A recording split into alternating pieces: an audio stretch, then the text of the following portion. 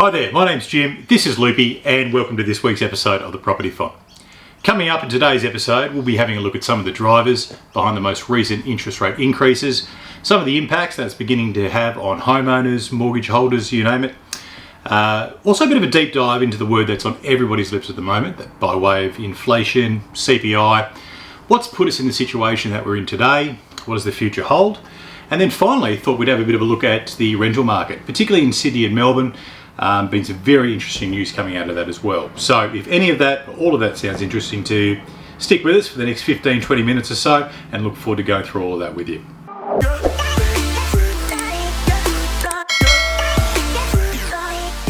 Okay, so the first thing I thought we'd talk about today is what's on everybody's lips really at the moment, and the idea of inflation. Okay, interest rates have been pumping month after month after month, coming from an all-time low of cash rate of 0.1%, 12 to 18 months ago, to what it is today. And the increase comes off the back of concerns attached to inflation. So what is inflation? Look, in simple terms, it's really it's taken from CPI, or Consumer Price Index data, which is essentially a basket of goods. Okay, so biggest contributors, housing expenses, and there's expenses attached to food, entertainment, recreation, healthcare, certainly transport as well. And then so what somebody like the RBA does is they bundle all of those goods together and work out sort of how much it is that, where's the general public are paying for those, and the increases that we're witnessing, or how much more we actually have to pay in order to receive those goods and services. So the cost of how much we're paying for these goods and services has increased. Okay, and that percentage increase, so how much more today is it than what it was, say, yesterday or a year ago or the year before that, is what the CPI rate sort of indicates. So now it's about 7.2%. It's a lot higher than what the government wants it to be. Ideally, they want it to be around about 2 to 3%. And there's no question that cost of things go up each and every year, and that's really really happened forever. When I reflect, back at school, probably showing my age a bit here, but used to be able to get a pie, donut, and iced coffee for sort of under $10. You'd be lucky to walk away with change from 20 for that today. So things certainly do increase over time, but the rate by which they're increasing is a bit of a concern, and that's where these interest rate pumps are coming from at the moment. So then the question is, where has this increase in inflation rate come from? Now, in my opinion, and certainly an opinion shared by quite a few people, is that it's really come off the back of what we witnessed 2 to 3 years ago with respect to the COVID-19 pandemic. Economies, not just in Australia but around the world, all but shut down. Now, admittedly, the essential services did remain ticking over, and so did sort of a lot of online services, but so many industries, all but shut down. So the economy slowed right down. But what's interesting is when you sort of reflect on it, we didn't really necessarily sort of at a macro level, so big level, see what the impact of that was. And arguably, the reason is that the government and the RBA and whoever it was, in many respects, just kind of kicked the can down the road for 2 or 3 years, and they did this by putting things in like JobKeeper, allowed people to access their super when their income dropped, changed a few laws, essentially implemented like fiscal policy measures. Okay, and then that combined with the RBA started to reduce interest rates. Okay, and that's essentially what we call monetary policy. So they pulled that lever, and then what that did is made the price of money a lot cheaper than perhaps what it was earlier on. And if money becomes cheaper, then more of it becomes available and starts circulating around the economy, and then starts to stimulate the economy. So we kind of put off, in many respects, a lot of the pain that perhaps we should have felt a few years ago during the COVID-19 pandemic, and obviously all the lockdowns and all that sort of jazz that went with it. So another thing I think which really contributed to it as well is when we look at what happened to people's spending throughout that time as well. Because we were locked up and there weren't things that we were able to spend our money on, a lot of people sort of started to save their money. And then once things started to open up again, all of that savings, which was in the order of say $240, $250 billion, people have started to spend, on things like housing. So perhaps they've saved up for a deposit on a principal place of residence or an investment property they weren't able to buy before.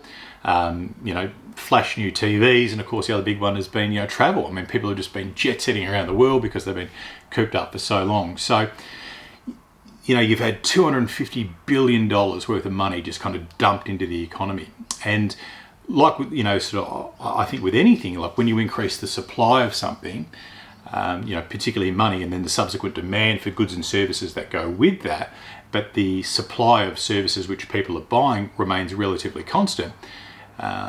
Providers of goods and services, so vendors and whatever it may be, can start to increase their prices, and because people have got that abundance of money that's come from those savings, they're prepared to pay a little bit more, and vendors can get away with charging more.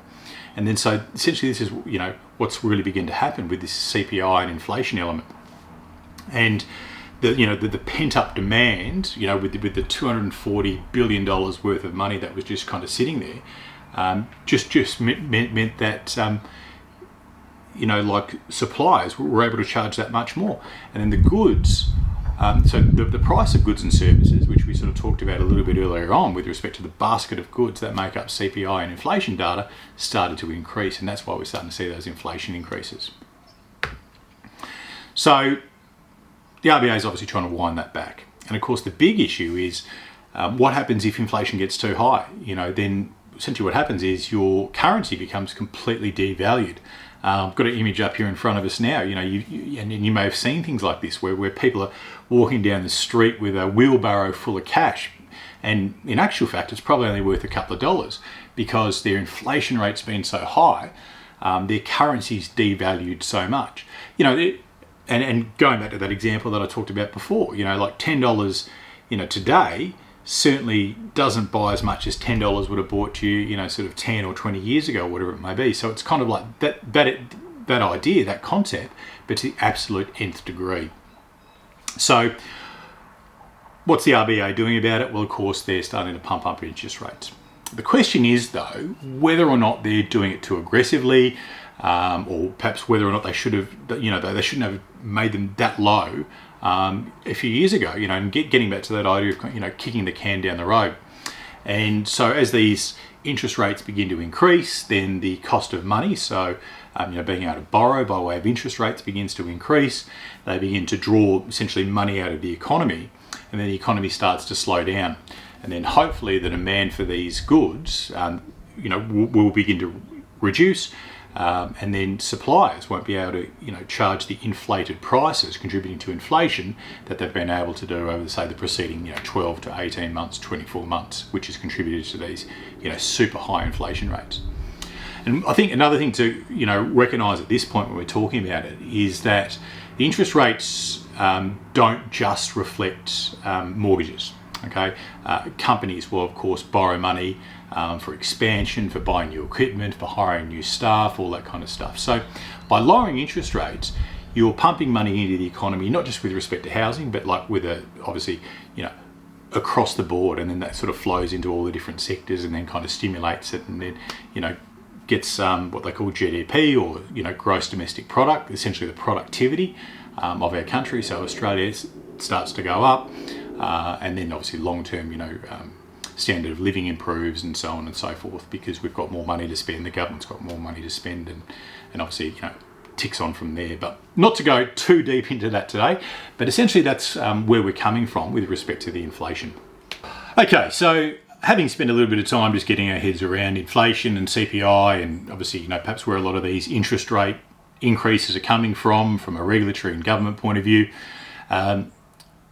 a lot of rhetoric that's coming out in the news and the media at the moment is the impact that these increased interest rates are having on those with mortgages. Okay, so homeowners and property investors and the whole bit. So we've already seen news, and I think it was probably a couple of weeks ago, individuals or couples or families, whoever it may be, let's say they took out a $750,000 loan 18 months ago. When interest rates were, rock bottom, and then if you compared their interest repayments back then compared to what they've been paying today, they'd be up for an extra, like ballpark, say $16,000 a year in interest repayments just to service that loan, which is a huge amount of money. And this is why, families across Australia are, under a huge amount of stress just to keep up with these interest repayments. And a lot of it, it's come from it. And look, and there were indications. Look, I'm reticent to go as far as saying it's a promise, but there are indications that interest rates weren't going to change until 2024. Okay, and that was actually put out publicly. So people felt quite confident, taking large loans, perhaps thinking, yeah, I'm going to pay it down X amount, between now and 2024. So in the event that something does change, I'm not going to be under too much stress. But they decided, no, we're not going to stick with that. The inflation's, pumping. We need to wind it back. We're going to increase these interest rates. So anyway, people are basically now up for, say, using that example, an extra 16 grand a year, which is a huge amount of money. You think about it, you probably need to gross, say, $25,000 a year to net that $16,000 just to cover those interest repayments, which is, particularly if it's a principal place of residence, so like somewhere where you're living, as opposed to an investment property where those interest payments aren't, tax deductible.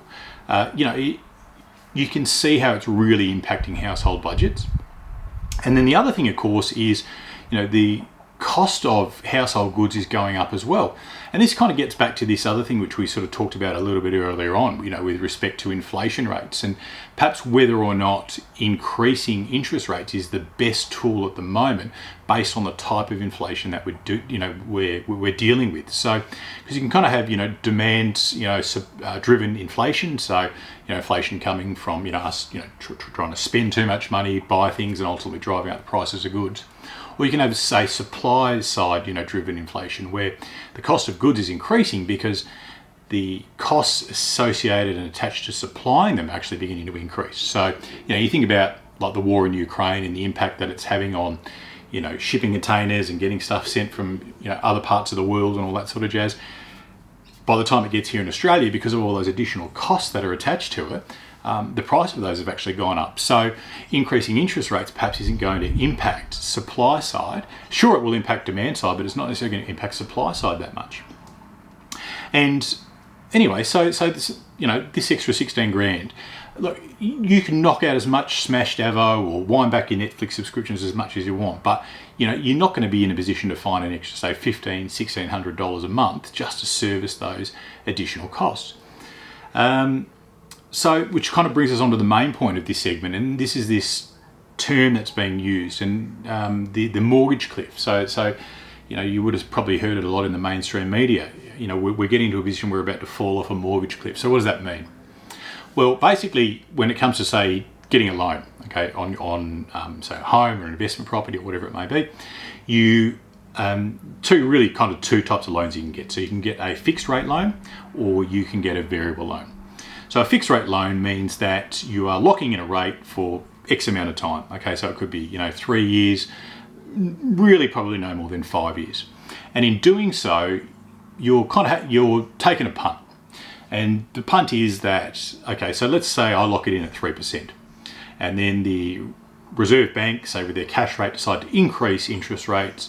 So if I wasn't on a fixed rate, I'd actually be paying, say, 4%, but I'm paying 3%. So I've actually won that side of the bet.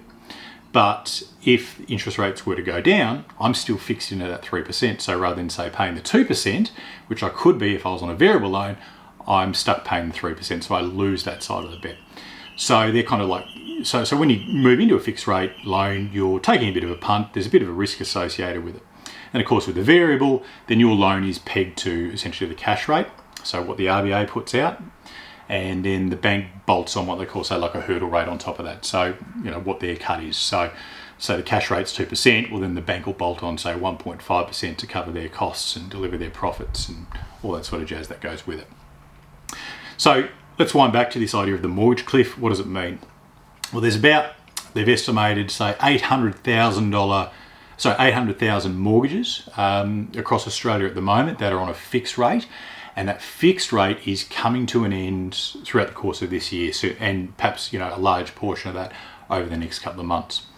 And that equates to about, say, $350 billion worth of money. Okay, so $350 billion worth of mortgages. So they were locked in on those super low rates. They haven't felt the pain up until now.